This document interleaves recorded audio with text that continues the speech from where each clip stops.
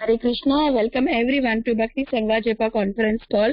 Today we are very fortunate to have His Grace Ramagiridhari Prabhuji to enlighten us on topic Sri Chaitanya Charitamrita Madhya Leela 25th chapter 151 verse onwards. Hare Krishna Ramagiridhari Prabhuji, please accept my humble obeisances. Srila Prabhupada ki jai, Guru Maharaj ki jai. Thank you so much Prabhuji for joining and giving your valuable association and time this morning. Please take over the call, Prabhu. Hare Krishna. Hare Krishna. You are helping people around the world communicate for free. The recording has started. Hare Krishna. Can you hear me? Yes, Prabhu, but there is echo. Did you join from the two devices? No, I am. Can you hear me now? Now it's perfect, Prabhu. Now it's perfect. Okay. Hare Krishna. Om Namo Bhagavate Vasudevaya. Om Namo Bhagavate Vasudevaya. Om Namo Bhagavate Vasudevaya. Jaya Jaya Shri Chaitanya Jaya Nityananda. Jaya Dvaita Chandra Jaya Gaura Bhakta Vrinda. Jaya Jaya Shri Chaitanya Jaya Nityananda. Jaya Dvaita Chandra Jaya Gaura Bhakta Vrinda. So we are discussing from Madhya Leela, chapter 25, text 151. Nigama kalpataror galitam phalam sukamukad amrita dravya samyutam pipada bhagavatam rasamalayam muhuraho rasika bhuvi bhavuka. Translation: the Srimad Bhagavatam is the essence of all Vedic literatures, and it is considered the ripened fruit of the wish-fulfilling tree of Vedic knowledge. It has been sweetened by emanating from the mouth of Sukadeva Goswami. You who are thoughtful and who relish mellows should always try to taste this ripened fruit. O thoughtful devotees, as long as you are not absorbed in transcendental bliss, you should continue tasting this Srimad Bhagavatam. And when you are fully absorbed in bliss, you can go on tasting its mellows forever. Purport: this is a quotation from Srimad Bhagavatam 1.1.3. Let me read the purport of 1.1.3. Purport by His Divine Grace A.C. Bhaktivedanta Swami Srila Prabhupada, Srila Prabhupada ki jai. In the previous two shlokas, it has been definitely proved that the Srimad Bhagavatam is a sublime literature which surpasses all Vedic scriptures due to its transcendental qualities. It is transcendental to all mundane activities and mundane knowledge. In this shloka, it is stated that Srimad Bhagavatam is not only a superior literature but is the ripened fruit of Vedic literatures. In other words, it is the cream of all Vedic knowledge. Considering all this, patient and submissive hearing is definitely essential. With great respect and attention, one should receive the message and lessons imparted by Srimad Bhagavatam. The Vedas are compared to the desired tree because they contain all things knowable by man. They deal with mundane necessities as well as spiritual realization. The Vedas contain regulative principles of knowledge covering social, political, religious, economic, military, medicinal, chemical, physical and metaphysical subject matter, and all that may be necessary to keep the body and soul together. Above and beyond all this, or specific directions for spiritual realization. Regulative knowledge involves a gradual raising of the living entity to the spiritual platform, and the highest spiritual realization is knowledge that the personality of Godhead is a reservoir of all spiritual tastes or rasas. Every living entity beginning from Brahma, the first born living being within the material world, down to the insignificant ant, desires to relish some sort of taste derived from sense perceptions. These sensual pleasures are technically called rasas. Such rasas are different or of different varieties. In the revealed scriptures, the following 12 varieties of rasas are enumerated: Raudra, Adbhuta, Shringara, Hasya, Veera, Dasya, Sakya, Bhayanaka, Vibhakasha, Shanta, Vatsalya. The sum total of all these rasas is called affection or love. Primarily, such signs of love are manifested in adoration, service, friendship, parental affection, and conjugal love. And when these five are absent, love is present indirectly in anger, wonder, comedy, chivalry, fear, shock, and so on. For example, when a man is in love with a woman, the rasa is called conjugal love. But when such love affairs are disturbed, there may be wonder, anger, shock, or even horror.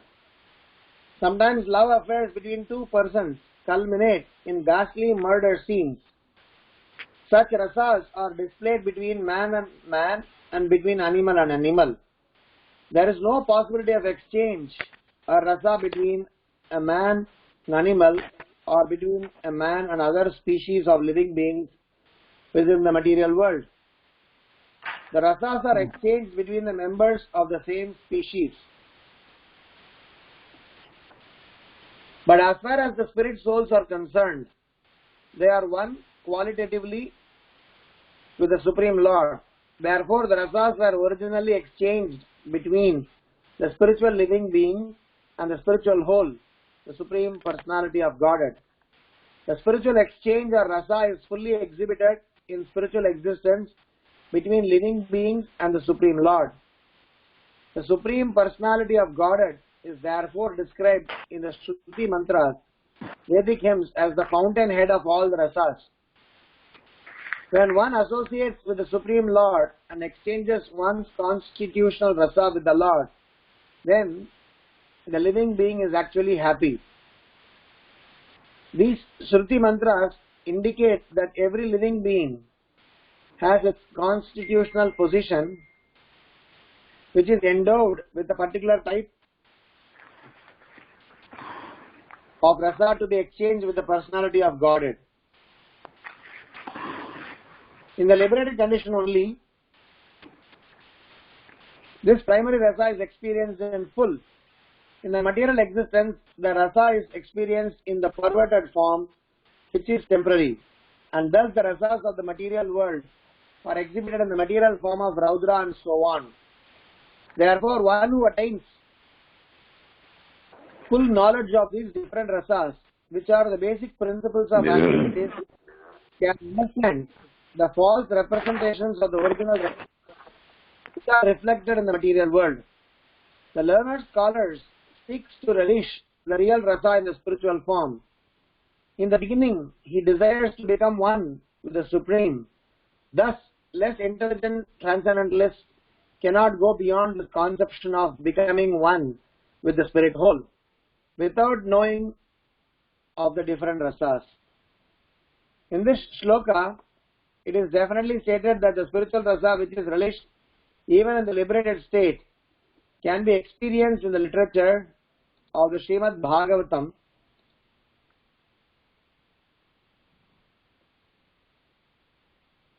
due to its being the ripened fruit of all Vedic knowledge. By submissively hearing this transcendental literature, one can attain the full pleasure of his heart's desire but one must be very careful to hear the message from the right source. Srimad Bhagavatam is exactly received from the right source.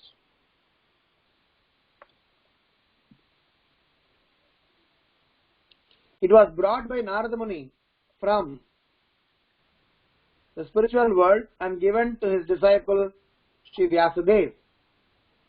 The latter in turn delivered the message to his son Srila Sukadeva Goswami.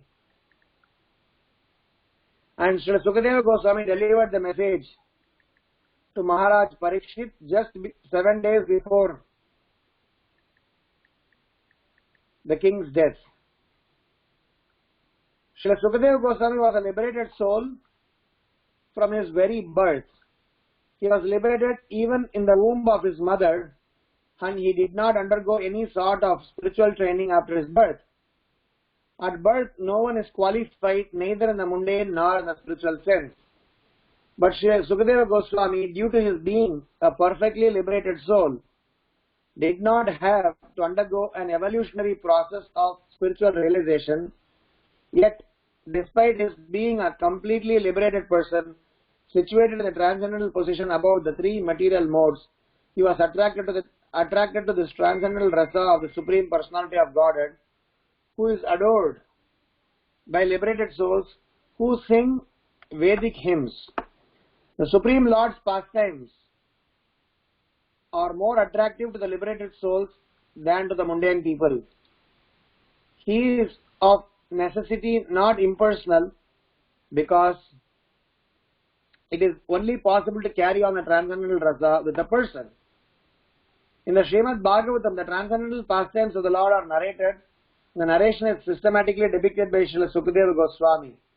Thus, the subject matter is appealing to all classes of persons, including those who seek liberation and those who seek to become one with the Supreme Whole.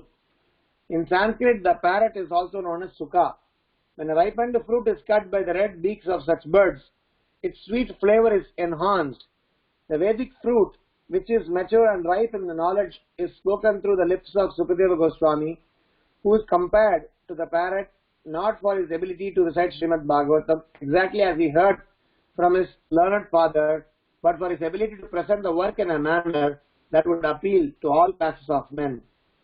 The subject matter is so presented through the lips of Sri Sukadeva Goswami that any sincere listener that hears submissively can at once relish transcendental tastes which are distinct from the perverted tastes of this material world. The ripened fruit is not dropped all of a sudden from the highest planet of Krishna Loka. Rather, it has come down carefully through the chain of disciplic succession without change or disturbance.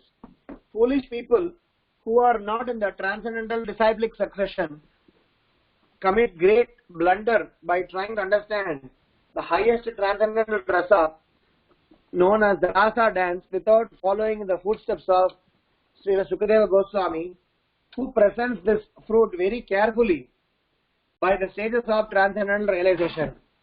One should be intelligent enough to know the position of Srimad Bhagavatam by considering personalities like Sukadeva Goswami, who deals with the subject so carefully.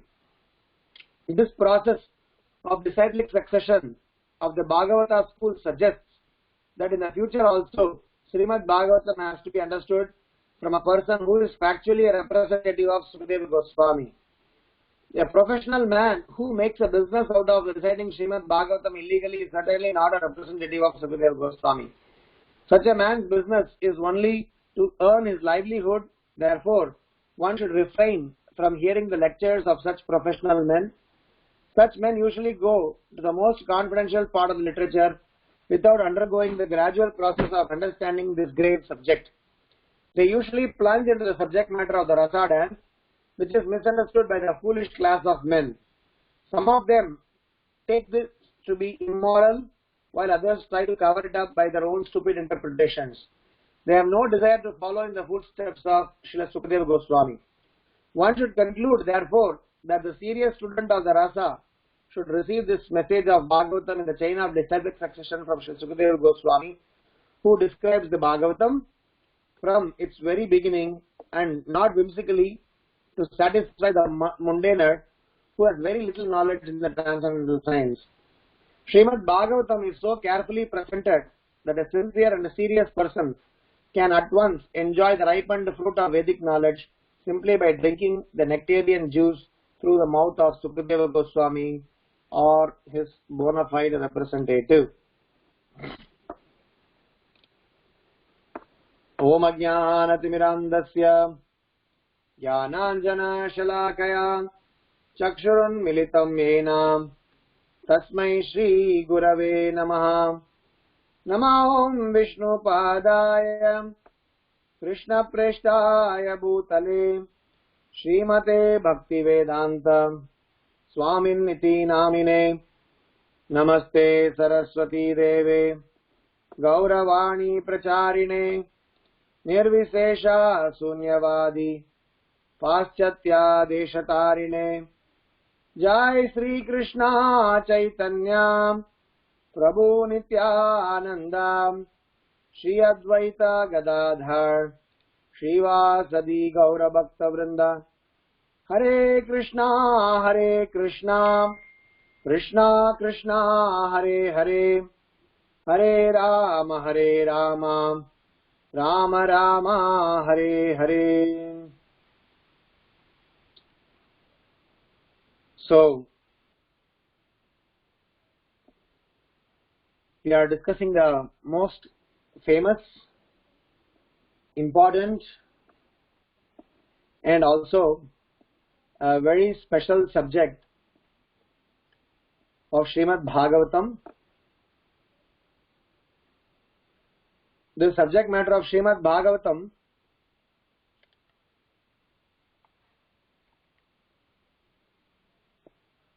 has been doing rounds for several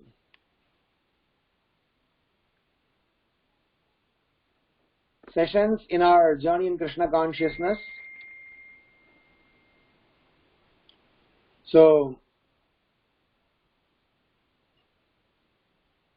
today, I'm not sure if anything that I'm going to say is that you will all not be knowing, but today we will discuss some aspect of Srimad Bhagavatam through which we will reiterate as well as re-inspire each of us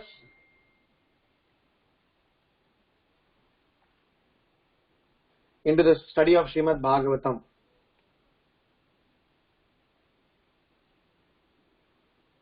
Sukadeva Goswami says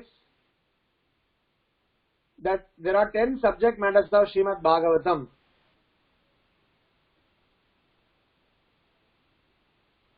Atra sargo visargascha sthanam poshanam utaya manmantare ishanugata nirodha bhaktirashraya.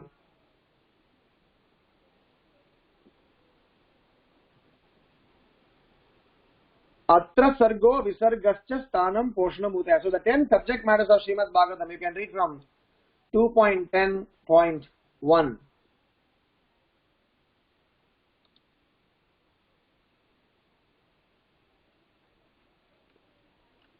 There are many things that Srimad Bhagavatam is offering us.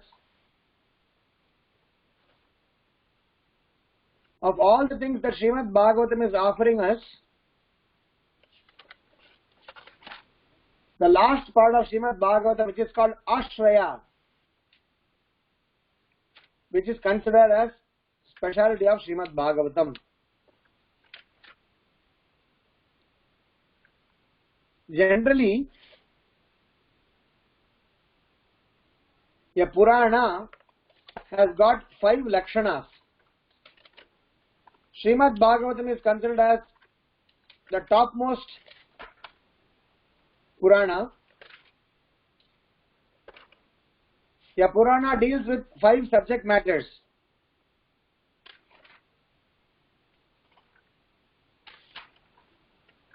Number 1, creation. Number 2, recreation. Number 3, it talks about dynasty. Number 4, it talks about different geography, land and water. Number 5, it is talking about Prajapati, how the civilizations evolved.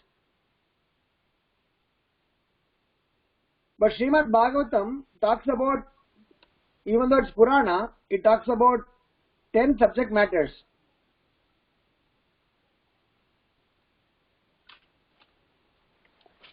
And Prabhupada writes that the Ashraya part of Srimad Bhagavatam, which is transcendence, summum and bonum, where it is explained everything culminates, rests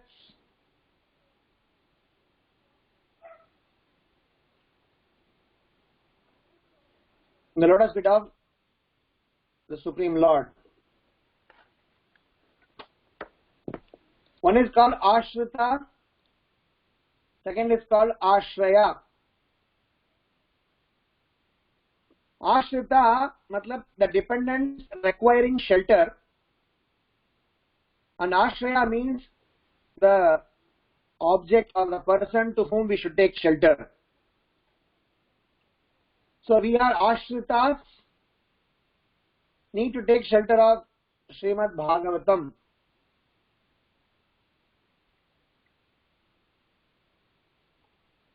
And these 10 subject matters, as Prabhupada writes in the purport, when they are spoken in the chain of disciplic succession, it helps one to gradually elevate his consciousness from animalistic consciousness to a self-realized consciousness, from Naradama to Narottama.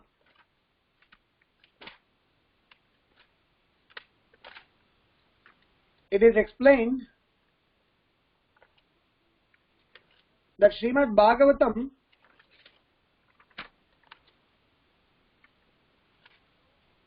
anyone who takes any portion of Bhagavatam, provided they are hearing from a bona fide source, even if one hears 1/2 of the verse, 1/4 of a verse, one single line of a verse of Srimad Bhagavatam,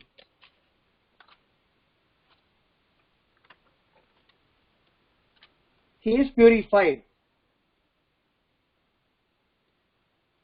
So we are going to discuss in the next 40 minutes 2 things. Number 1, the position of the Srimad Bhagavatam in the entire Vedic schema of things.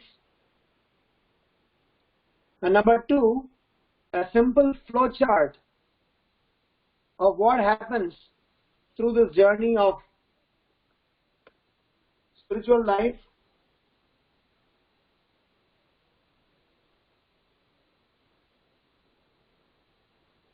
how we transform from the stage of Naradama to Narottama. So, in our journey to Krishna consciousness,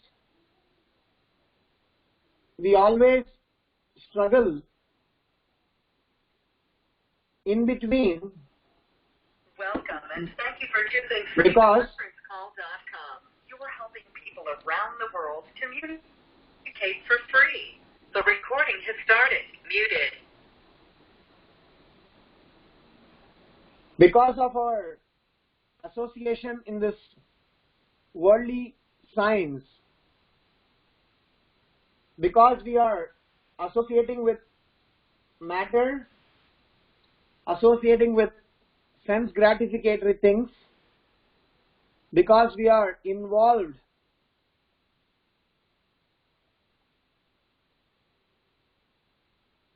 in self-centered life, we continue to remain in ignorance. So a person is called Naradama, lowest amongst the mankind, is because of his choice of lifestyle, and Srimad Bhagavatam helps that person to transform.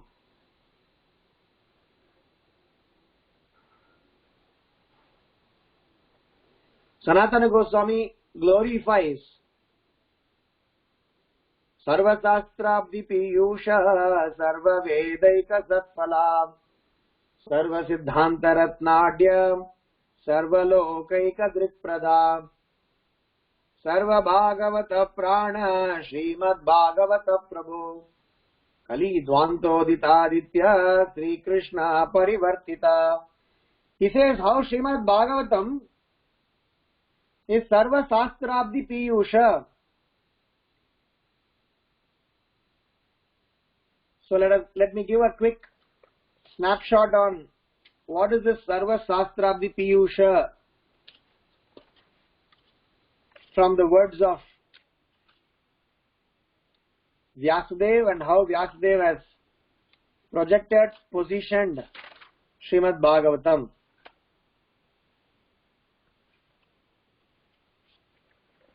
Basically, we have Shruti, Smriti, Purana, Itihasa and Pancharatra. What is Shruti?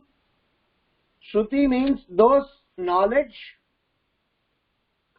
which are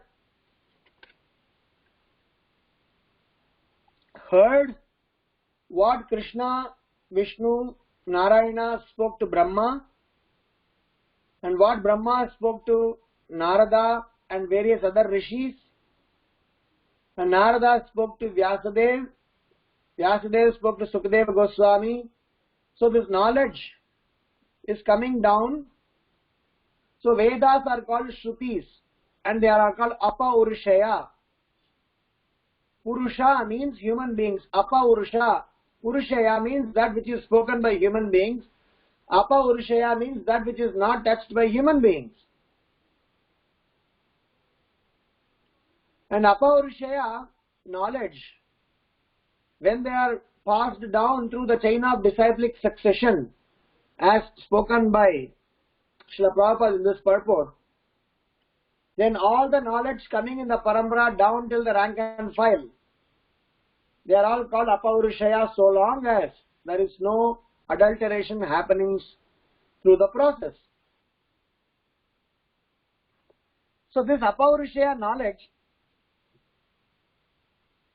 finally the Vedas, which are classified originally into the one Veda classified into 4 Vedas. First there were only Yajur Veda, then Yajur became Rig, Yajur, Sama, Atharva. That is why Veda is also called Samhitas, because in Vedas all the mantras, prayers, songs and various things are explained. So Vyasadeva realized that this whole science of spiritual knowledge, as presented in Vedas, as Prabhupada writes in this purport, it talks about political,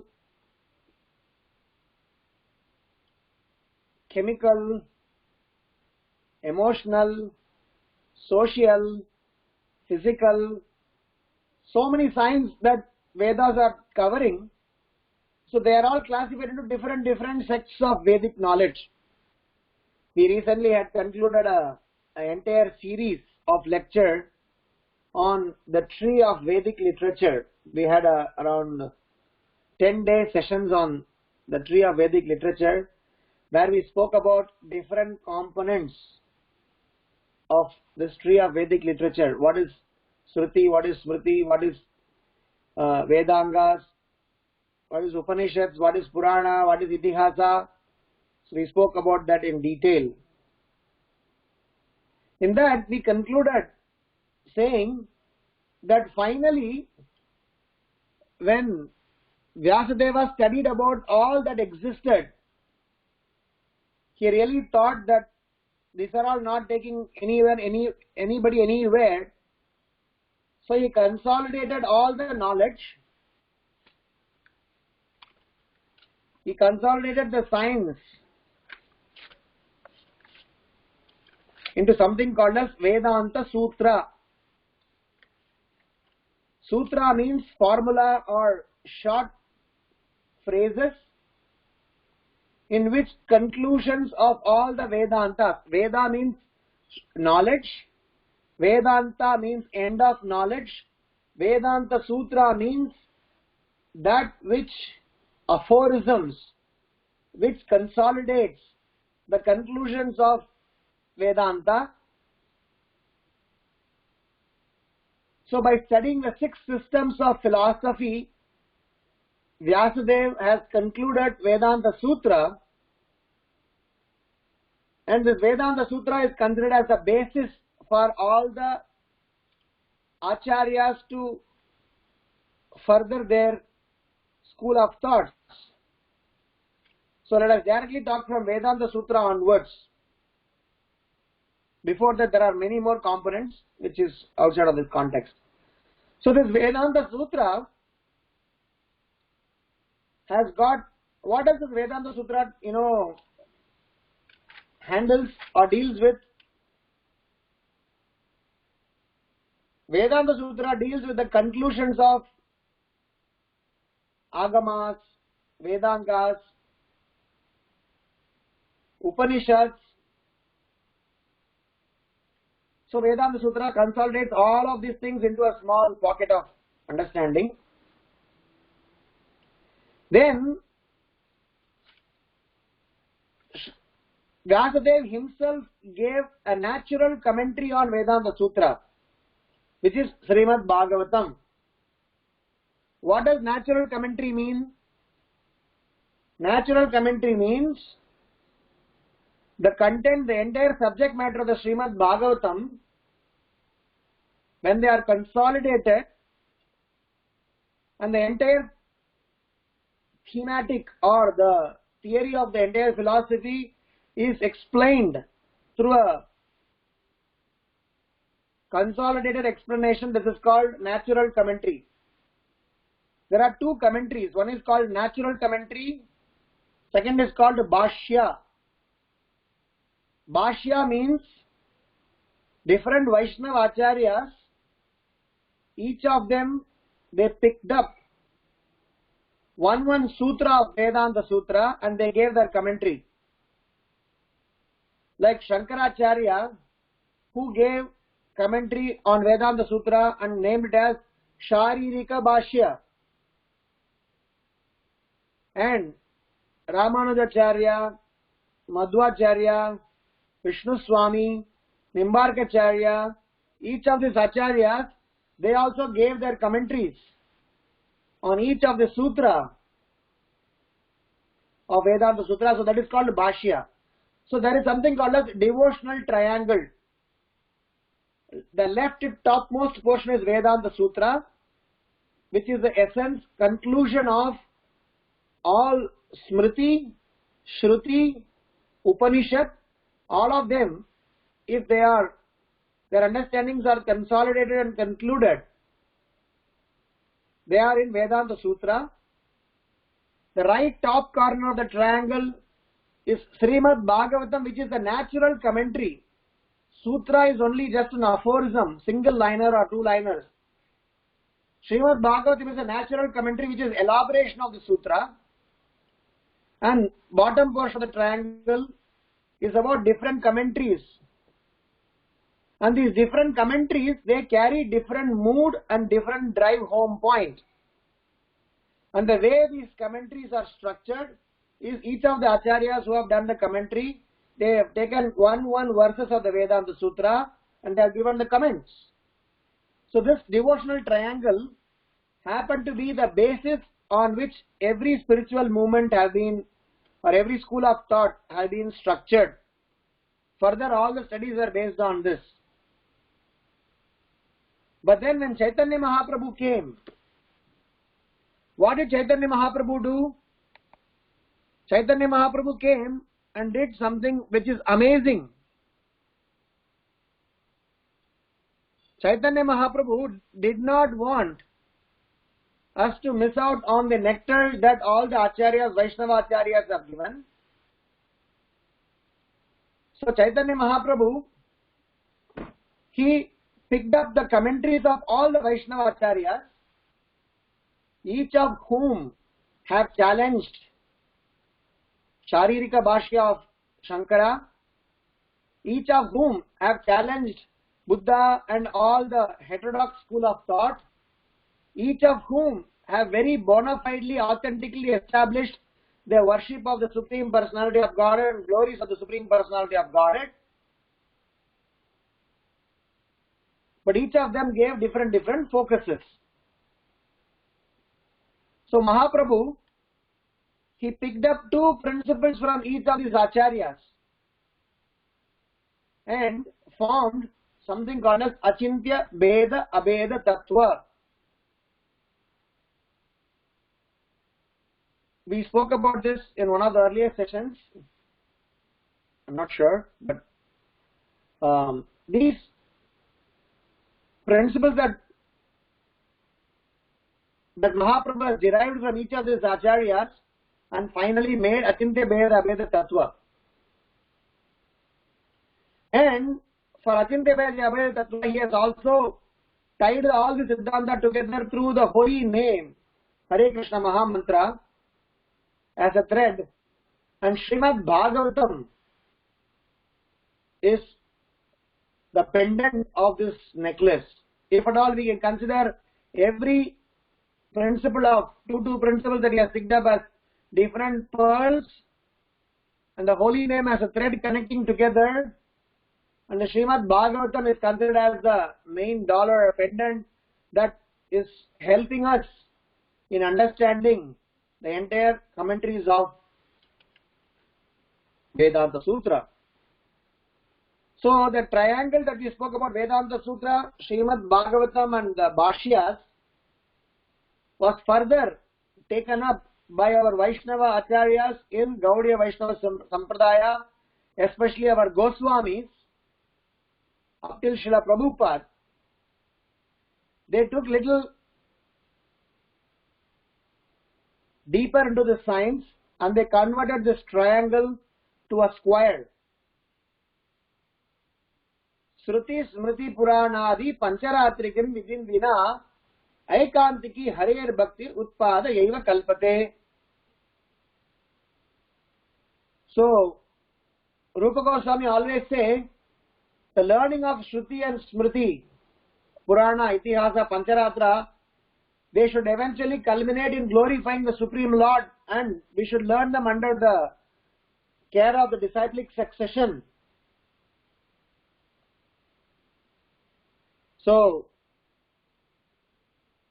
Srila Prabhupada and our recent Vaishnava Acharyas in Brahma Madhva Gaudiya Sampradaya, they took this triangle of Vedanta Sutra, Srimad Bhagavatam and commentaries and they made it as a square for us to easily understand, assimilate. So, if you can draw a square, the top left corner of the square is called Upanishads and bottom left corner of the square is Bhagavad Gita and the top right corner is Vedanta Sutra and bottom right corner is Bhagavad Gita. Sorry, Srimad Bhagavatam. I repeat, if you draw a square on a piece of paper, top left you write as Upanishads, bottom left you write as Bhagavad Gita, top right you write as Vedanta Sutra, bottom right is Srimad Bhagavatam. If you understand the square, we will be able to appreciate what Srila Prabhupada has given us. So what does Upanishads deal with? Upanishads deals with how to develop relationship with Supreme Lord. Upanishada means coming closer and learning about the spiritual science for the removal of ignorance. Nishada means removal of ignorance. Upanishada means by coming closer. Upanishad is something that a talk between self-realized soul and self-realizing soul. That's what Srila Prabhupada is writing in the last sentence.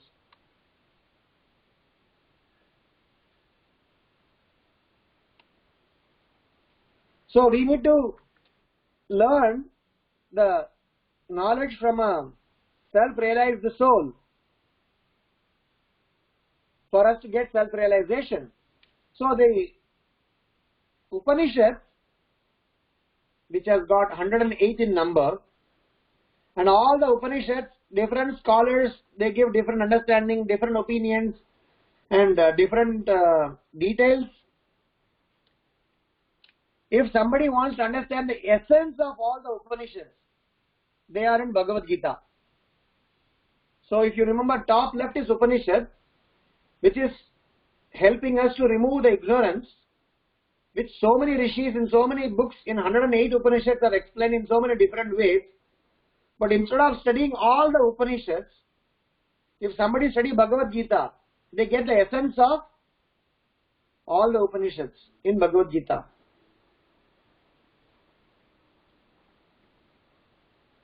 And the essence of Upanishads, the conclusion of Upanishads, along with all the conclusions of Smriti and knowledge,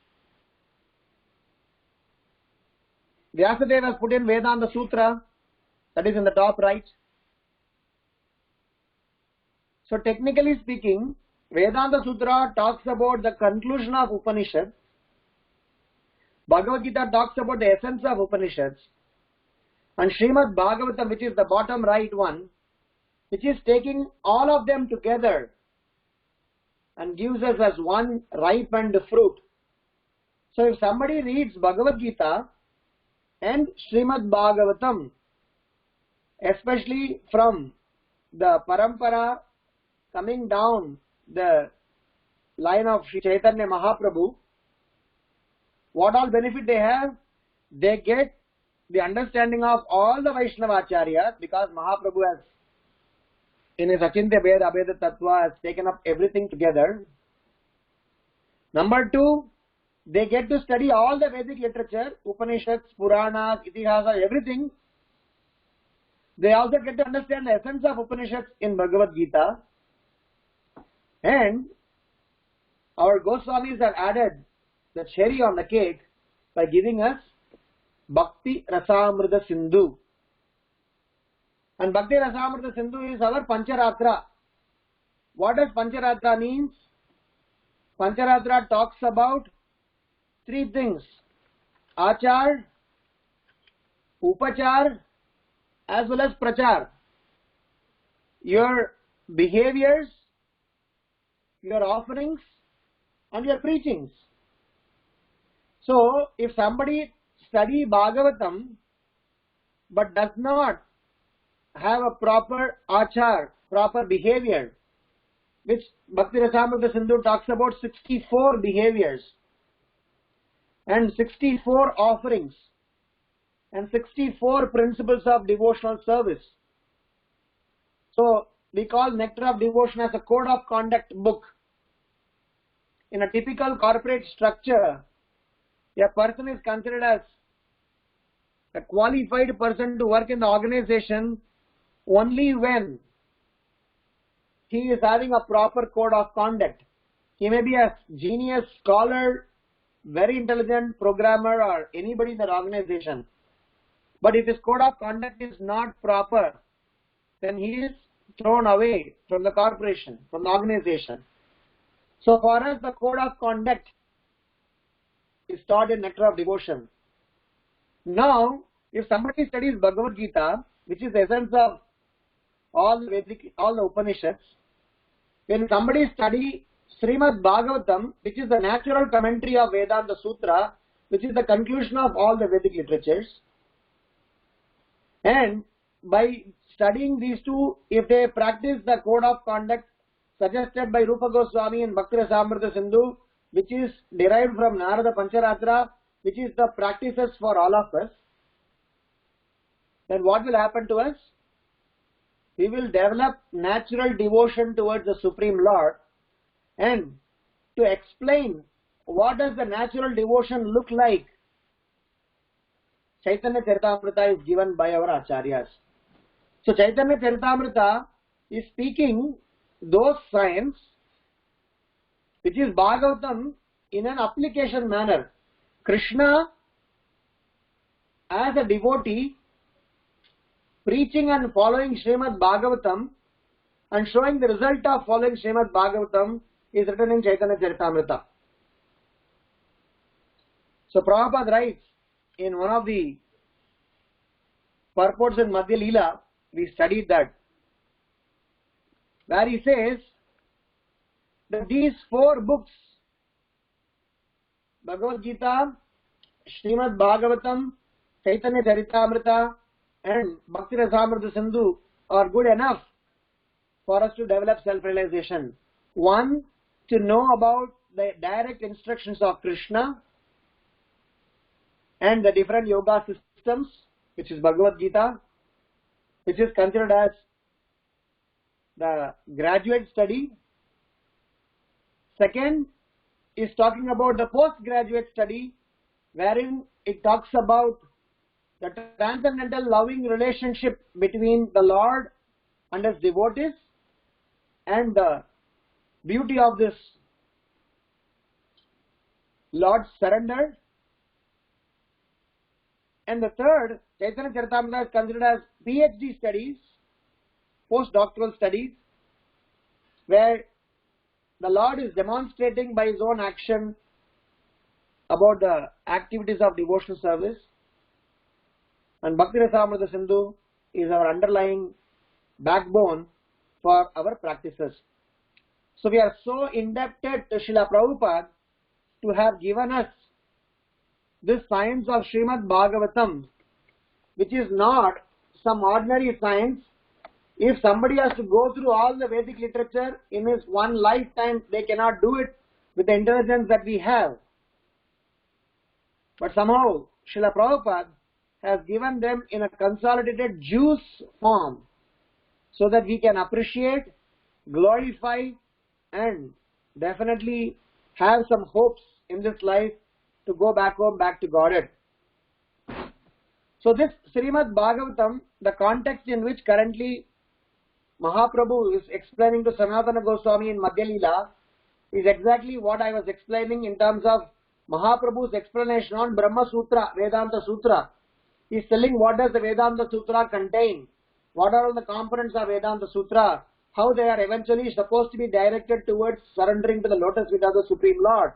So all of these details are explained by Mahaprabhu from verse number 90 onwards in this chapter.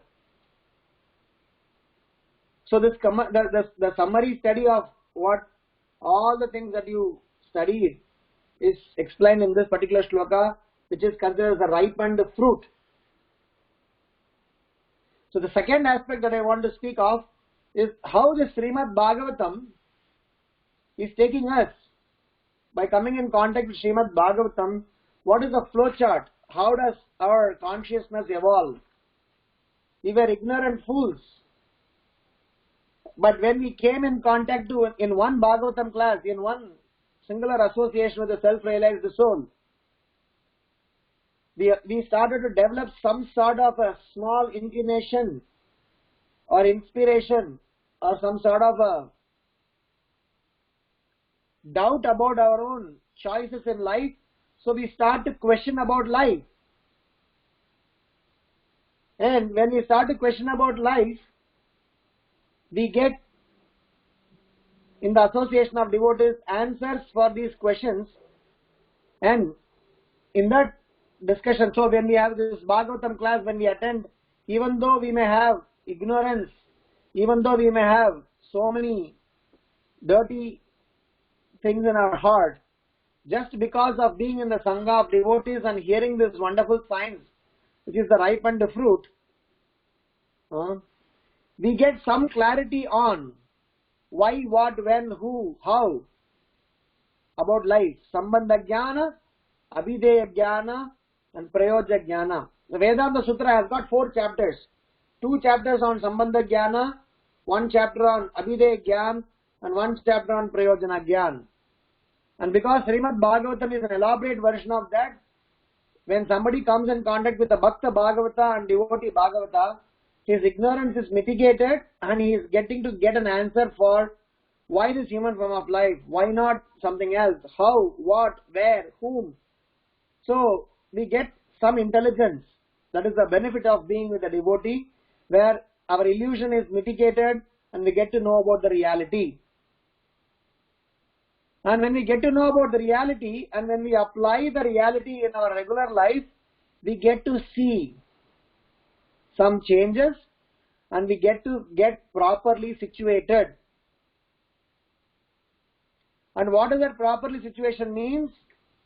We know to develop discrimination. We know to understand what is the purity in purpose. And when we act on that and make some spiritual progress, the discrimination that we developed gets matured into dedication. And the continuous process further purifies us from dedication to discipline.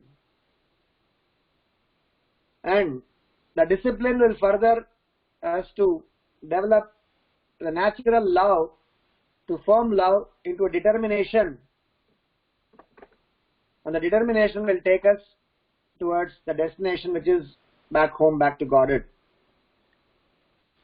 So the part that I want to explain is that how ignorance gets mitigated. Evam prasanna manaso bhagavad bhakti yogata bhagavad tattva vijnanam mukta sangasya jayate vidyute vijay grantis chidyante sarva samsayaha. Srimad Bhagavatam says that if somebody comes in contact with Srimad Bhagavatam, the ignorance is completely uprooted. And when it's getting completely uprooted, what is the track that it follows? What is the flow chart? We get illuminated with knowledge. Then when we start applying the knowledge, we are able to develop discrimination. Then from discrimination, we develop dedication. From dedication, we develop discipline. From discipline, we develop determination. From determination, we reach the destination. So we are so much indebted to our parampara because they gave this knowledge of Srimad Bhagavatam. And even the most degraded consciousness person, when they come in contact with Srimad Bhagavatam through a Bhakta Bhagavata, they will be able to move from ignorance to destination. And our destination is Goloka Vrindavanadam. So to summarize our conversation today, we discussed how Srimad Bhagavatam has got 10 subject matters, and of all the 10 subject matters, the last subject matter is called Ashraya, Muktir Ashraya, is something very substantial and very important. And we discussed about Ashrita and Ashraya.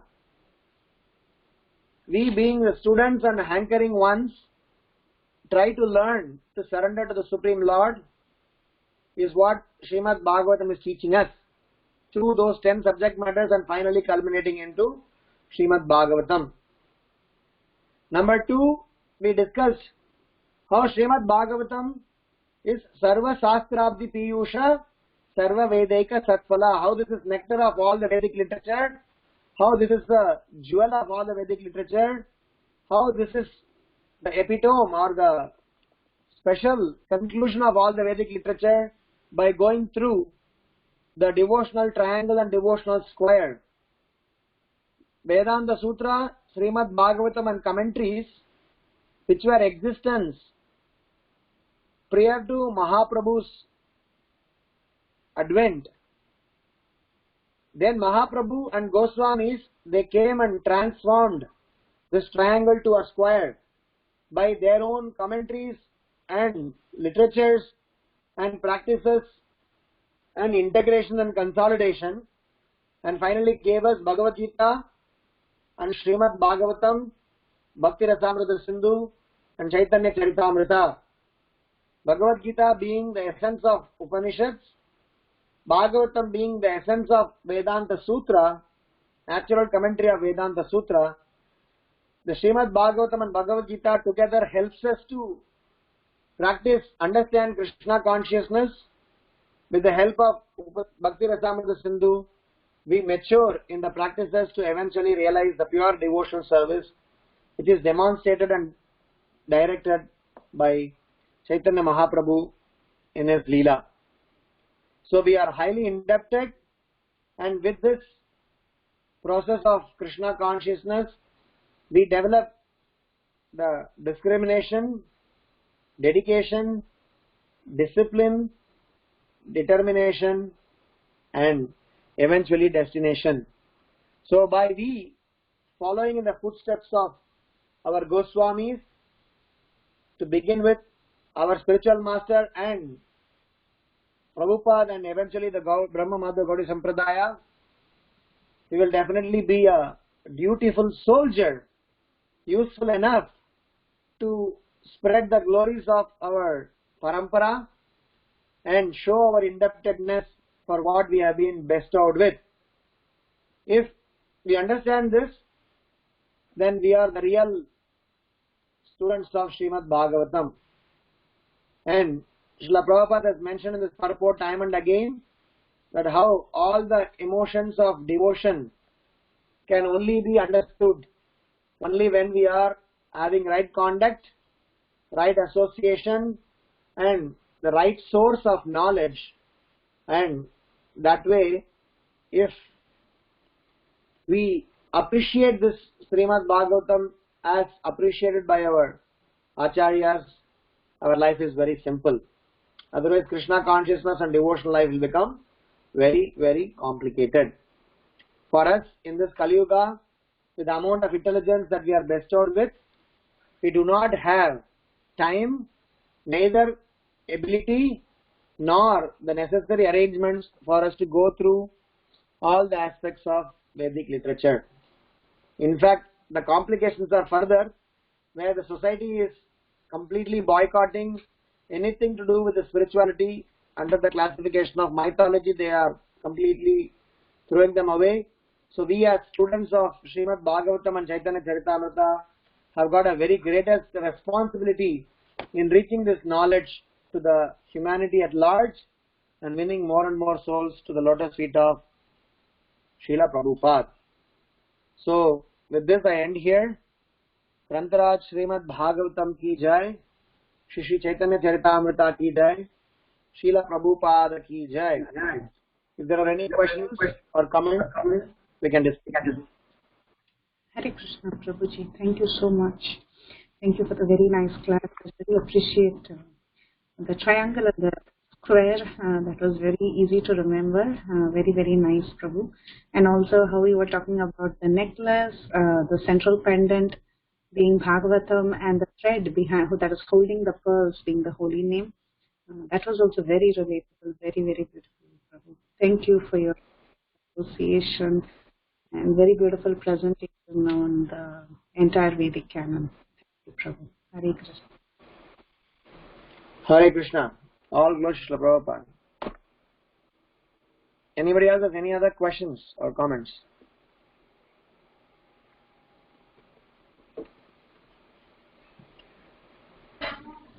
Hare Krishna, Prabhuji. Thank you so much for a beautiful class, Prabhu. I don't have any questions, but it was so beautiful, Prabhu. Thank you. Sometimes, this conversations on the Vedic literature and how they are organized, because we use these words in an interoperable manner, but they have their own distinct position. We use Vedas, Vedic literature, scriptures, Vedanta, Vedanta Sutra, Bhagavatam, Shastra. So we use these words quite common. So in one of the purports in Srimad Bhagavatam, if I'm right, it's first canto, first chapter, text number 7, if I'm right. So Srila Prabhupada is explaining a very interesting point. I think it's 1.1.7. Yes, correct. And the purport Prabhupada says that one can sit on the Vyasasana only after being conversant in all systems of philosophy, so that one can present fully the theistic views of the Bhagavatam in defiance to all the other systems. Srila Suta Goswami was the proper teacher, and therefore the sages of Naimisharanya elevated him to the Vyasasana. So,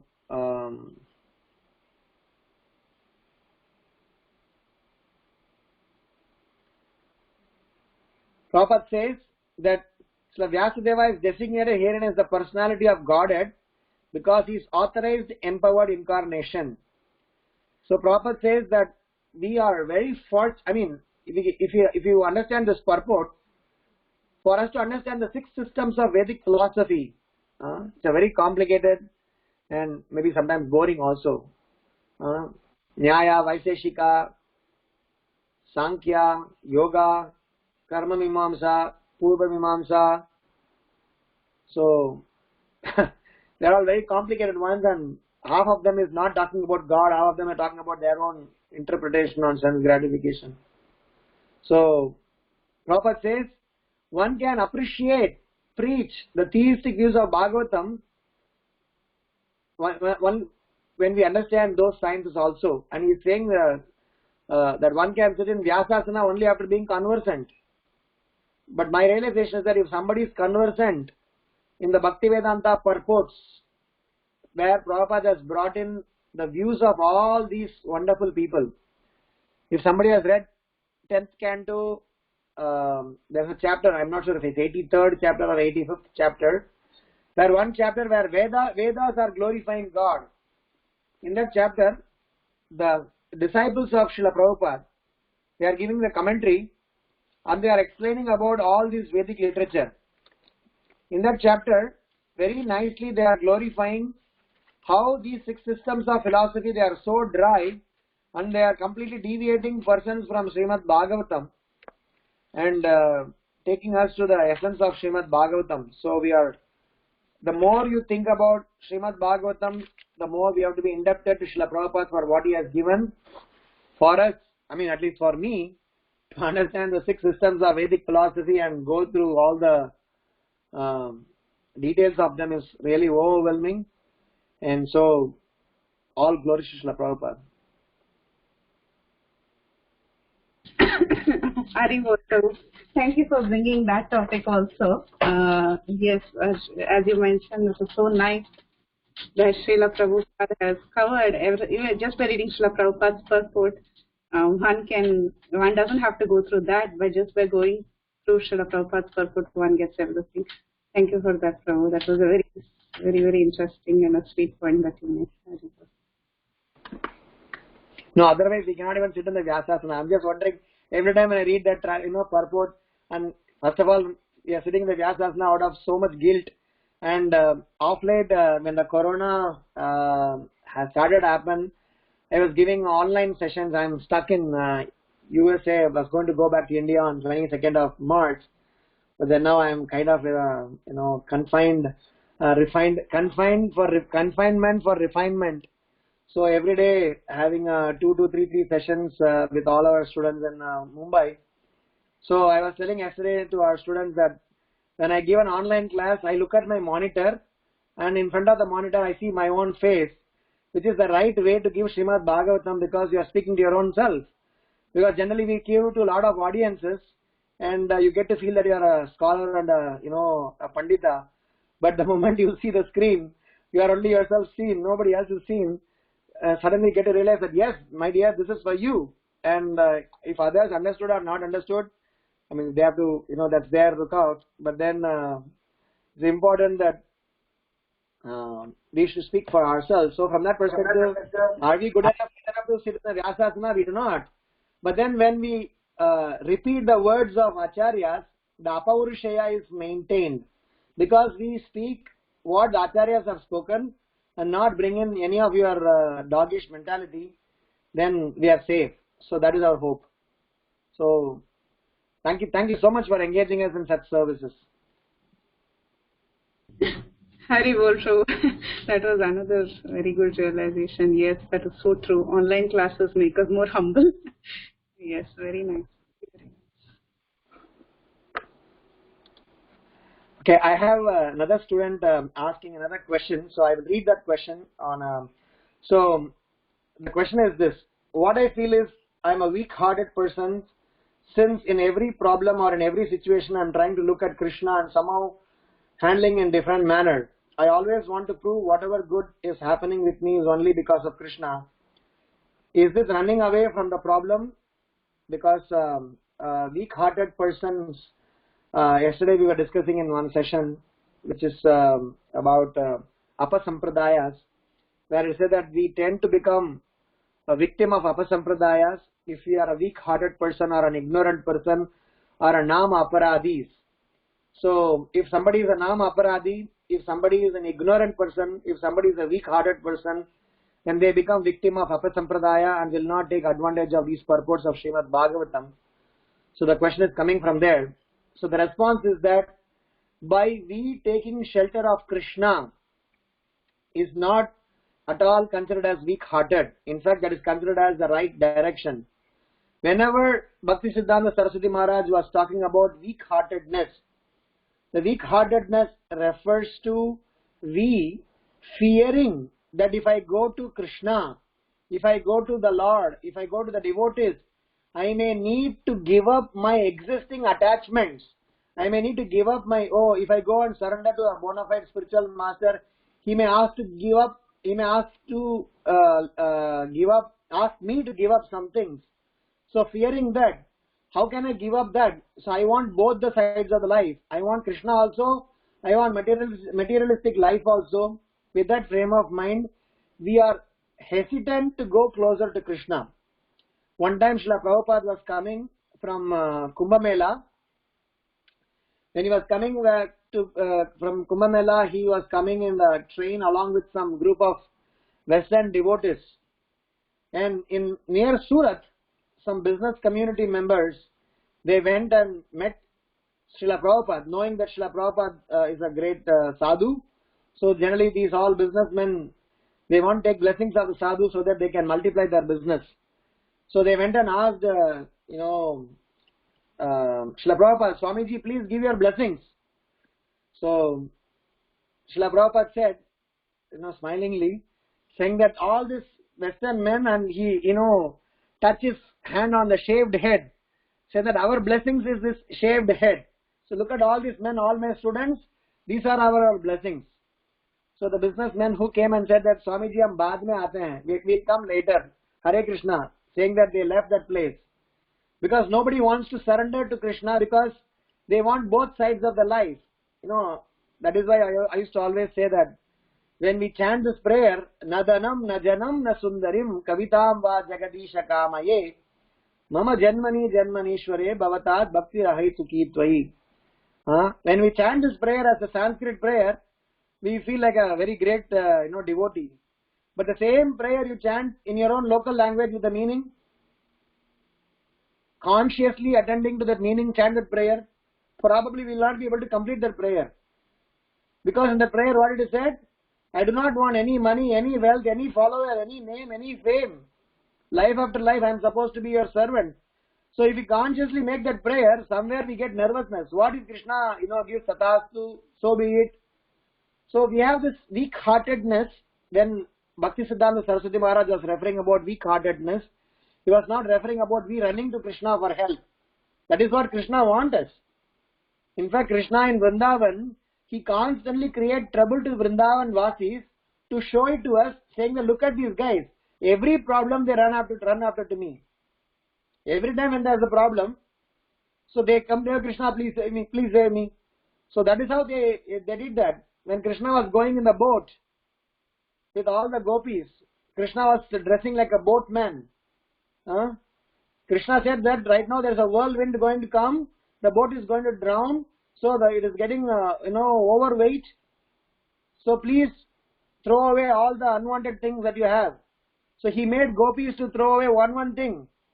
He says, no, still it is overweight. So he made them remove all the jewelry and throw them to the Yamuna river. If they're still overweight, he asked them to remove their clothes. And so Krishna was teasing everybody so that somehow or other they take shelter of Krishna. So Krishna's agenda is by hook or crook. Because we told him, we prayed to him, we surrendered to him. We loved him and said, Krishna, I love you and I want to come to you. So he will make sure that somehow or other we reach that point. If he directly Siddhartha say with proper consciousness surrender to him, okay. If he try to act smart, then he will go on removing one thing. Vraje prasiddham navanita choram gopangananamscha dukula choram. He'll become a thief and withdraw one things and make us surrender to him. So weak-hearted refers not about we again and again going to Krishna and not standing by ourselves. Weak-hearted means fearing not to go to Krishna because we will lose our material, pleasure. Make sense? Okay. That's about it. Any other questions or comments? Hare Krishna. Hare Krishna. Oh, go ahead, Madhya. Go ahead. Yeah, I just wanted to say thank you, Prabhu, for beautiful answer and very nice question by that Prabhuji, whoever asked, or Mataji, I don't know, but it was very nice and you are giving very detailed explanation about surrendering in fear with Krishna. It's very nice. It's not a weak, it's a correct way to approach. Yeah, it was very nice, Prabhuji. And with very nice examples of gopis, how they surrender. It very practical, Prabhu, to understand it. Hare Krishna. Hare Krishna. Hare Krishna, Prabhuji. Dandavat Pranam. So, Prabhuji, these Gopas, they were having that this is something kind of dangerous, but still they are not fearful because Krishna is there. Say, oh, no, don't worry, Krishna will take care of everything. So for us, Prabhuji, we are not supposed to, put Krishna, in trouble, we don't want Krishna bother him or something like that, Prabhuji. We don't want, we just want to serve Krishna. We don't want to ask anything in return. So what to understand, Prabhuji, the mood of Gopas, they were completely surrendered and they'll say, oh, Krishna is there, don't worry. They were going in the Gasura's mouth and they were not fearful. So for us, what should we, now coronavirus is going on, say, oh, Krishna will take care and I will go out and do whatever I want. So how to understand this, Prabhuji? Great. So, thanks to Rupa Goswami, who knew all of our minds, and the nature of the people. He has very, very nicely, the contribution of Rupa Goswami and Sanatana Goswami in our devotional life is so nice because, and of course, thanks to Prabhupada who has made it available to us. He has given different classifications and evolution of consciousness even in devotional life. We cannot imitate different moods of devotees in a Krishna consciousness because too soon if somebody imitates the mood of Gopas, Gopis, basically it is like this. The way we should understand is, the reason these all pastimes are given is to know where is your target, where are you going. You are supposed to hear all of them, take inspiration from them, develop desire to reach the destination, but not imitate that now. So, Prabhupada writes, Bhagavad Gita, 3rd chapter, there's a shloka where it talks about pretender. I'm not sure about the exact shloka. So maybe 3.6 or 3.7, if I'm right.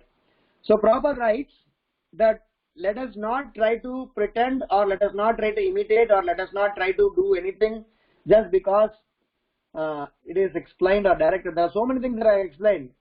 we may not be able to do it. So, number one, when you hear about Gopas, Gopis, all the surrendered souls completely surrendered to Krishna, we hear them, take inspiration from them, keep that as a target and our source of prayer, our source of surrender and source of inspiration, and our destination also.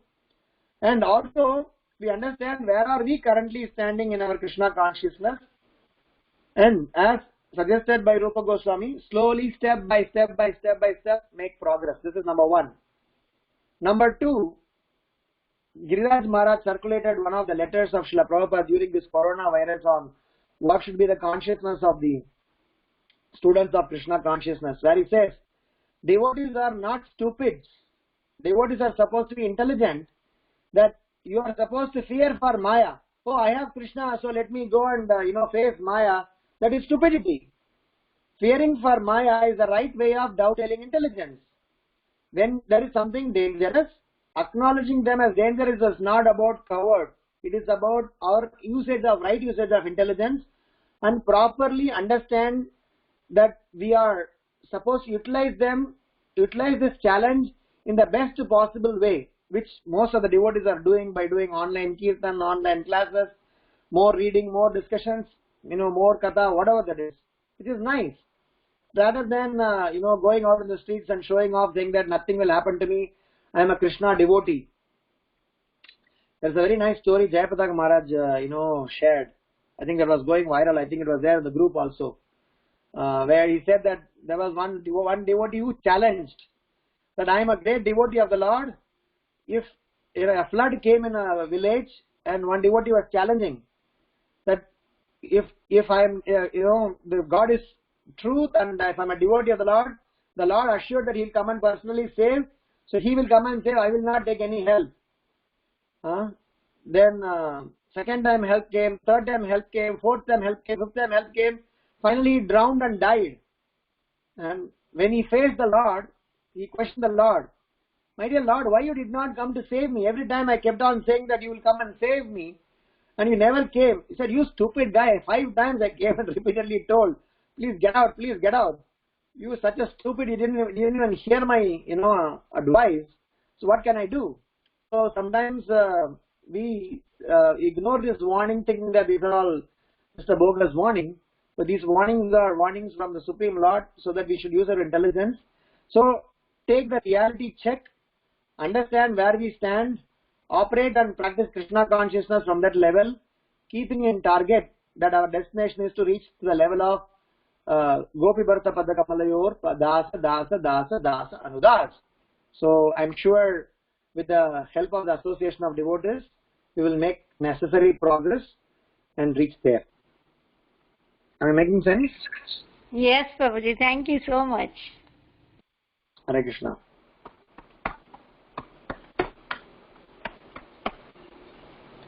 Any other comments or questions?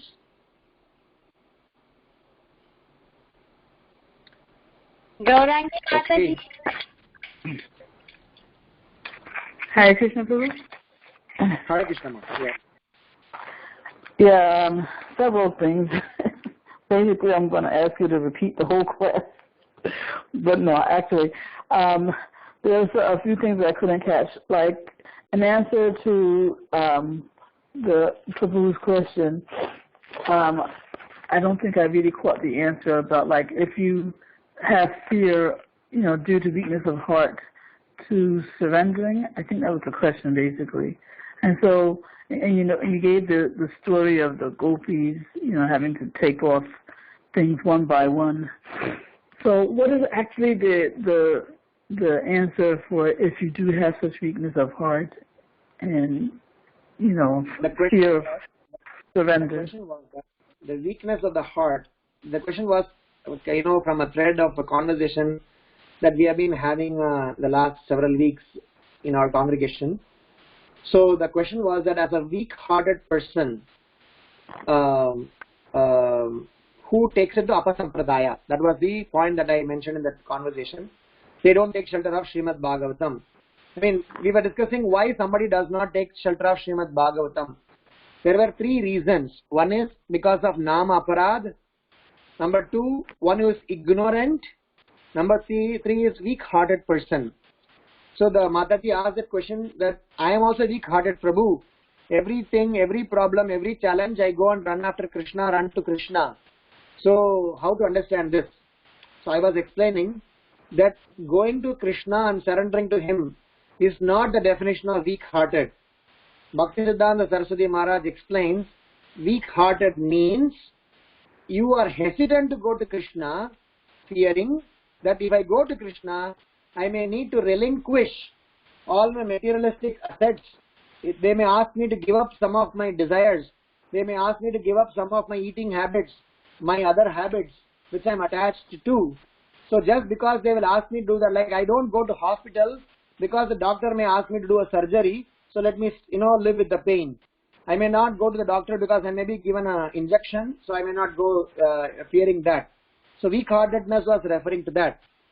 I was saying that Krishna definitely wants us to become dependent on him all the while. So that is considered as devotion. So hence I was giving the example of gopis and Vrindavan Vasis, where Krishna gave trouble repeatedly to demonstrate and show to the whole world how to be a real dependent by giving them trouble. So they were going for every second thing to Krishna and surrendered to him. So that is not considered as weak-hearted, that is considered as a glorious thing, which is what we need to learn. That was my point. I was just curious too, in that story, with the gopis and the boats and everything, he was asking them to take off jewelry, and then, and then finally he asked them to take off their clothes. Did they actually take off their clothes also?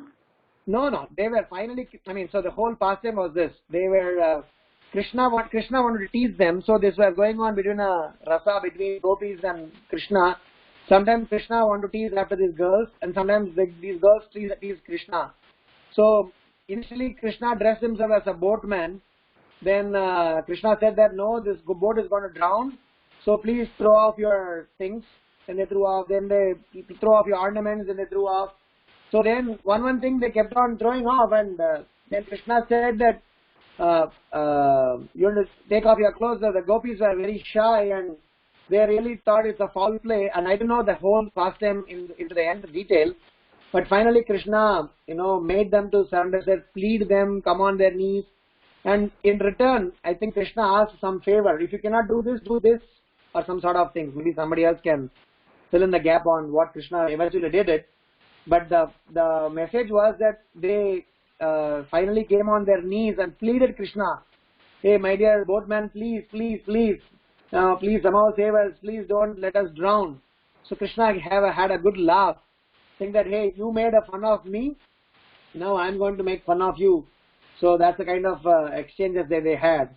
But the message was that eventually the entire Vrindavan, the mood is that Krishna is dependent on gopis and gopas and the bhaktas there, and the gopas, gopis and devotees are dependent on Krishna, and that is a transcendental dealing between them.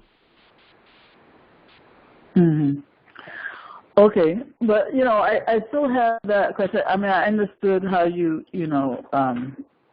reiterated that Prabhu's or Mataji's question about weakness of heart. But so just as you shouldn't avoid the doctor because you're afraid of surgery, right? But still, even though the intelligent thing to do is to still see the doctor despite your fear, how to keep that fear from being an obstacle, because the heart can be more powerful than the intelligence. So how to overcome that fear, that fear of surrender, where you're afraid of what Krishna might demand of you, like that. The fear to be dovetailed in Krishna's service by following the directions coming from the higher authorities. Higher authorities includes Shastra, Sadhu, Guru.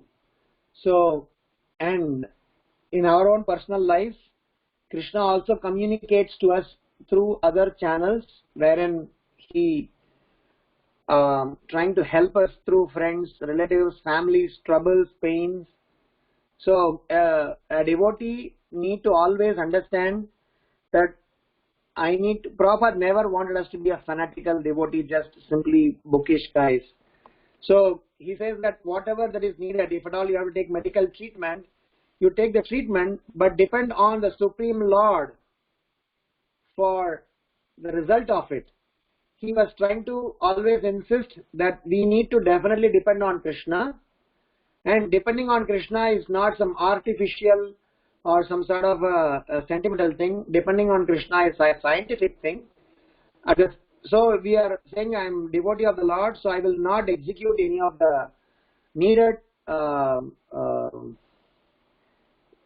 medications or any treatment that are needed for me, or any precautionary measures that are needed for me. I will still do that, but for the net result, I will be dependent on Krishna. Sometimes even after precautions, you may be punished, or you may be going through the difficulty. So you take the result, end result as whatever Krishna offers, as Krishna's blessings, and not blame him, but at the same time follow the directions given by the spiritual authorities. I mean, the DBC messages, or the temple president's messages, or even the administrative bodies' messages. Sometimes the administrative bodies may not necessarily be spiritually, equipped. But even though from a transactional perspective, certain directives are supposed to be followed. When Prabhupada was in Los Angeles, there was some problem at some point in time. So a group of devotees wrote a letter to Srila Prabhupada. And Srila Prabhupada gave answer to two different answers to the same set of problem, because there were two opinions. So, but major drive home point that Srila Prabhupada says is, obey the authority till the authority is replaced, or new authority is established. So, because authority is an empowered person, and that empowerment has got some power. So, even though the so-called administration may have certain deviations in their ideologies, but with respect to such a transactional guidances, we may have to follow, or we may have to have a higher amount of faith and surrender to accept any result as Krishna's blessings upon us. But both goes hand in hand, is what my point is. But I'm saying that even before you accept the authority or approach the authority, you might need some kind of courage to do that, to even approach. Forget, what to speak of, accepting the outcome of following, but even to approach the authority for guidance, for out of fear, of what they might ask of you. Right. So that is why generally the encouragement is that hear the activities of the devotees of the past. So if you hear the past episodes, you get motivated. Oh, that's what happened for Tukaram Maharaj. Oh, that's what happened for Kolavitya Sridhar. Oh, that's what happened for Vasudev Lepat. Oh, that's what happened for Sanatana Goswami. Oh, that's what happened for hippies. Oh, that's what happened for happies. So when you hear about the realizations, that gives you motivation. So we have these realization sessions to share. Oh, this is how Krishna helped me. Oh, this is how Krishna helped me. Oh, Krishna came in my dream. Oh, Krishna came to us as a devotee's guidance. So Krishna personally interacts with us. It's a real. It's not a fake one. Only that we need to learn to recognize, identify them, and try to work on them.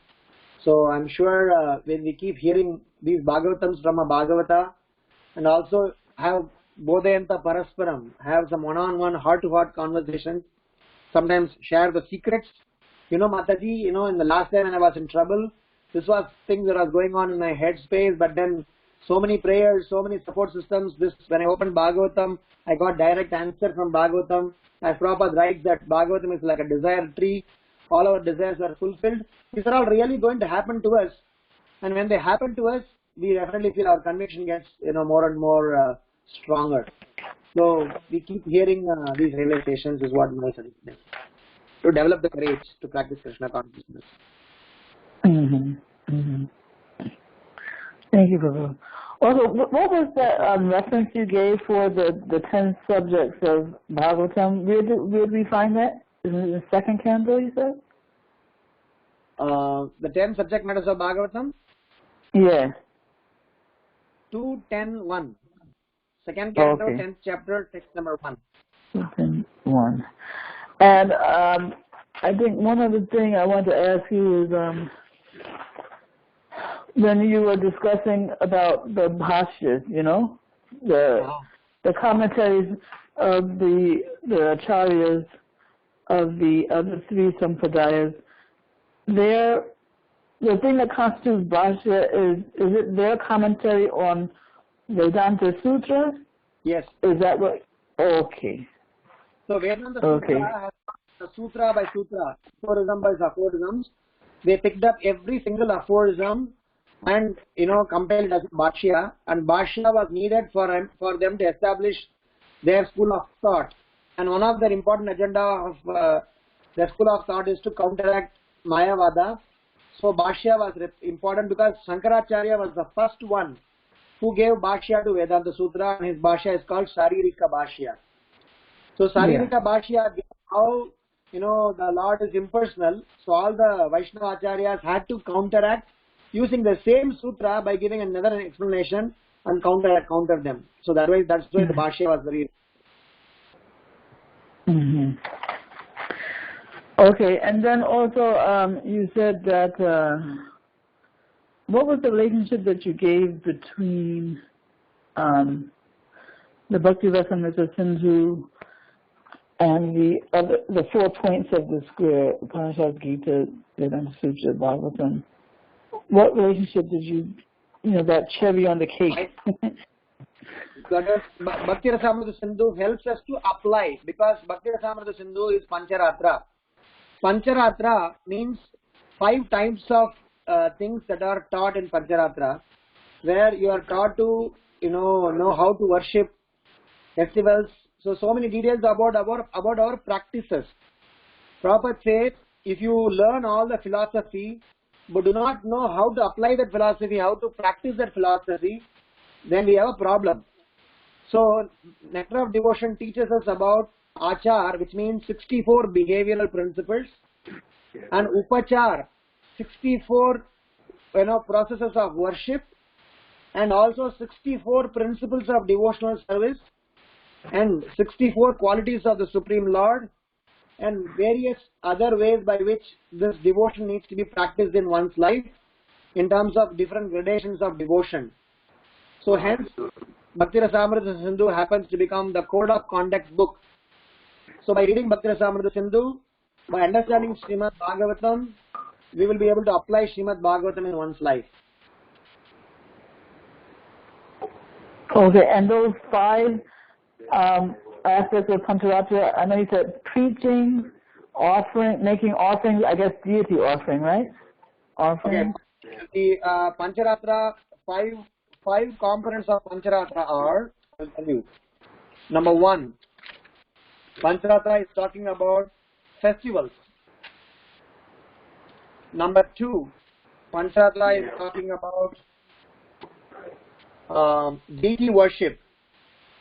Number 3, Pancharatra is talking about daily worship, deity worship, daily worships in terms of the daily practices, sadhana. Number 4, Pancharatra talks about matter, spirit, Supreme Lord, and how they are interconnected and eventually directed towards the Supreme Lord. And the 5th, Pancharatra is talking about yoga, how to link our life to the process of spirituality. These are the 5 components of Pancharatra. Yeah, okay, how to link our daily lives, basically, the activities of our daily lives. Yes. Right, to spirituality. Yes. That sounds like I don't know, would you call that karma yoga? No, I mean karma yoga is one of the components that Krishna is eventually explained in Bhagavad Gita. Yoga, any yoga process which can link to the Supreme Lord. That's the point. But the Bhakti Rasamrita Sindhu is mainly talking about Bhakti Yoga. But general Pancharatra, there are many Pancharatras. Narada Pancharatra. Then we have Pancharatra called, Lakshmi Pancharatra. So there are different Pancharatra. Pancharatra means 5 systems where we are trying to, Pancha means, actually technically speaking, Pancharatra means 5 nights. So we talk about 5 what? Nights. It means 5. No, I'm not catching the word. How do you spell? 5 what? Day, night. And night. Oh, okay. So Pancharatra can be explained in many ways, but so the idea is that it is a literature. Okay. Let me go a little more detail if at all you are interested. In Pancharatra, basically it is not part of Vedas.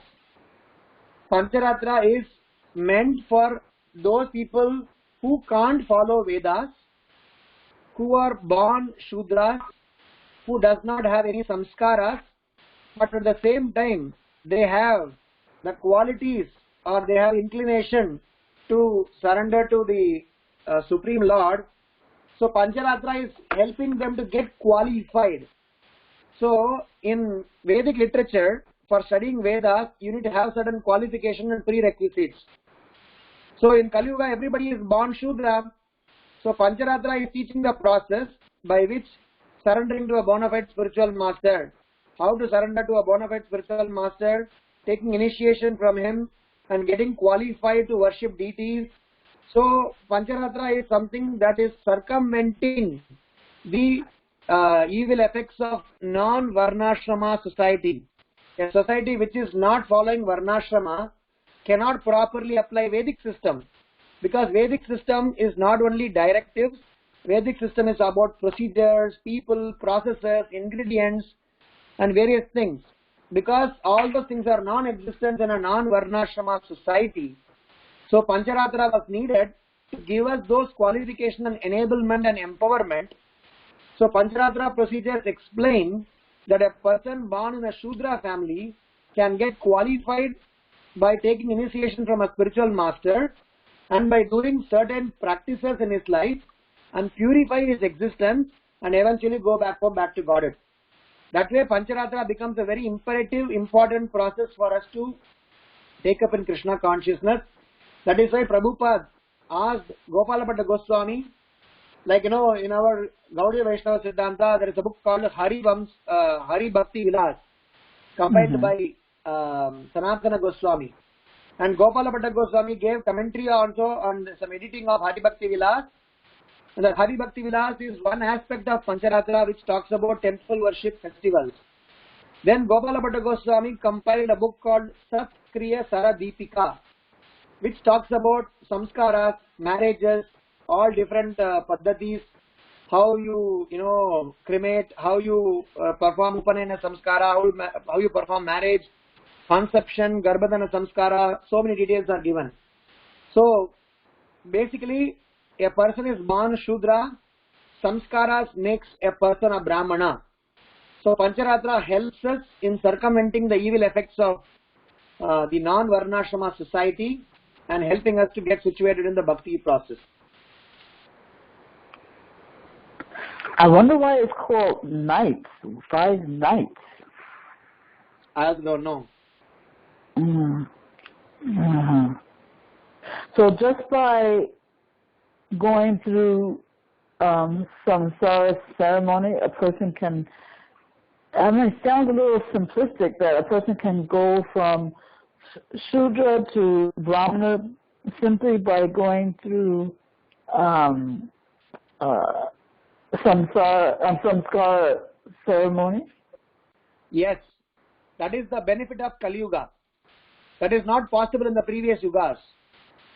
Because in Kali Yuga, because there is no arrangement, it is like this. I was talking to some college student over here.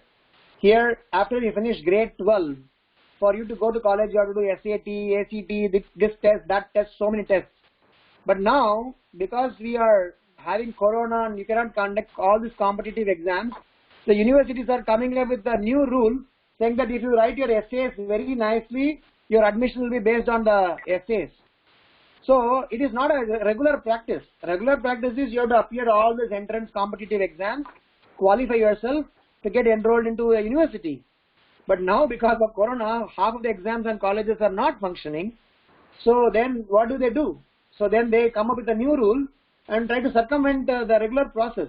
Similarly, in Kali Yuga, you cannot, suppose somebody asks you, Mataji, only if you perform Ashwamedha Yajna, you can go back home, back to Godhead. What can you do? You cannot do anything. I mean, we will not even get any ingredient for the Ashwamedha Yajna, what to speak of performing the Ashwamedha Yajna, or anything for that matter. So, these are all arrangements. That is exactly what Mahaprabhu is repeatedly saying, Prabhupada is repeatedly saying, guys, Kali Yuga is bad, but it's very good also. Just imagine if you miss this chance in Kali Yuga and you are posted in one Satya Yuga, you may have to, perform austerities for 60,000 years and do certain things in an appropriate manner. And in other Yugas, offense is considered even if you think. Here in Kali Yuga, offense is counted only when you do an offense. But in Satya Yuga, if you think of stealing somebody's house, you are punished. But now if I think of, robbing from somebody's house, I'm still given a chance till I do it. Then only I am punished. There's so many leeways are there in Kali Yuga and so many benefits are there in Kali Yuga, so let us latch onto it. As a businessman, people say this Corona has crippled business as well as it has helped many businesses. Many people have figured out that they don't need offices. They can work from home and they can, save their costs. There are so many side benefits that, people could think of. So we are very much indebted to Srila Prabhupada and Chaitanya Mahaprabhu for giving us this wonderful process. Otherwise, for us to go through this all the ladder of yoga and finally reaching to Krishna has become nightmare. So a person who, for example, takes, Harinam initiation, that initiation alone can take them from Shudra to Brahman level. Yes. Yes. Or just by chanting the holy name of the Lord, we get qualified enough to become considered as a self-realized soul. But some samskara ceremony, for example, like, garba, I forget how you say the whole word, garba something, for the pregnant lady, right? For the sake of the child.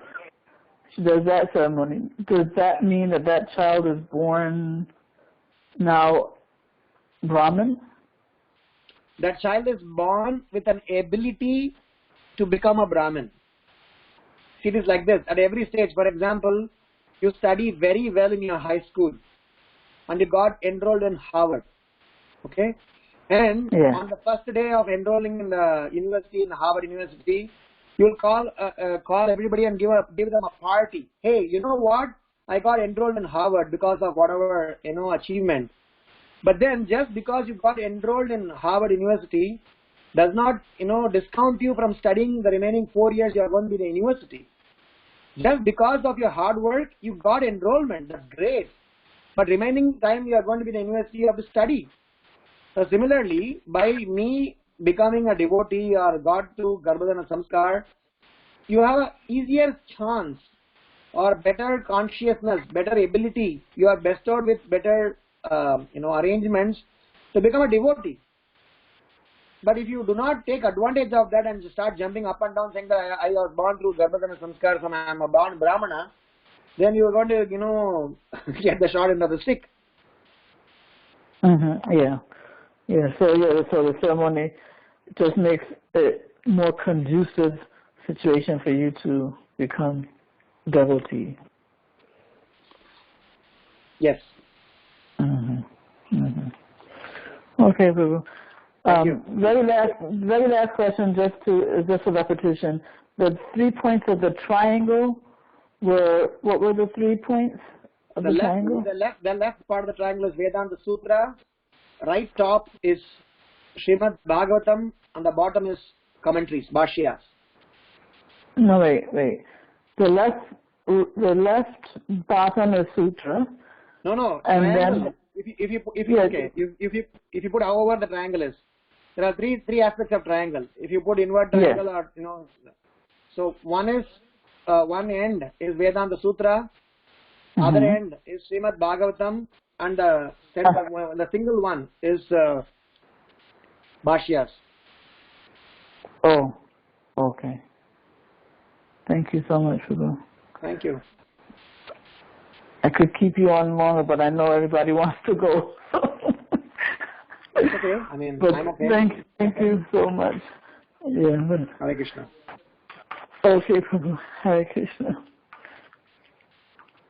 Hare Krishna, Prabhuji, koti koti dandavat pranam to you, your sincere seva. Srila Prabhupada, Srila Gurudev Ji.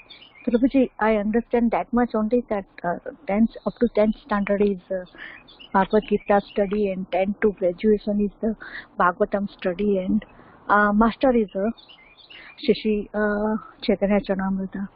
Prabhuji, I am very far to understand, but I understand that much only, that from today I start to read Sisi Chaitanya Charanamrita, which is, Prabhuji, whatever you are explaining, like it is, there is one Prabhuji in South India, and he is reading the Ulta Shishi Bhagavad Gita, like that, Prabhuji. It is little hard for me to understand Vedas and today's lecture, so I decided that at least from today 15 minutes I read Sisi Chaitanya Charanamrita regularly.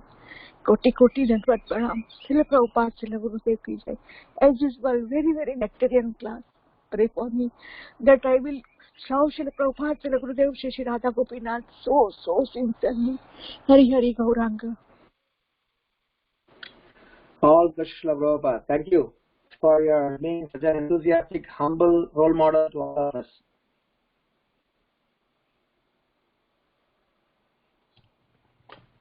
Hare Krishna, Prabhuji. Thank you so much for beautiful class and nice question answer session. If there are no more questions for Prabhuji, we can end the call here. Is there anybody having any questions? Okay. Once again, thank you so much, Prabhuji. I would like to offer my obeisances to you and all the Vaishnavas. Vancha kalpatarupyasya kripa sindhupya evacha patitanam pavanebhyo Vaishnavebhyo namo namah ananta koti Vaishnav vrinda ki jai. Namacharya Srila Haridas Thakur ki jai. Srila Prabhupada ki jai. His Grace Ramagiridhari Prabhuji ki jai. Thank you so much, Prabhuji, for beautiful class. Thank you, Hare Krishna, Prabhuji. Thank you, Prabhuji. Koti koti dandavat.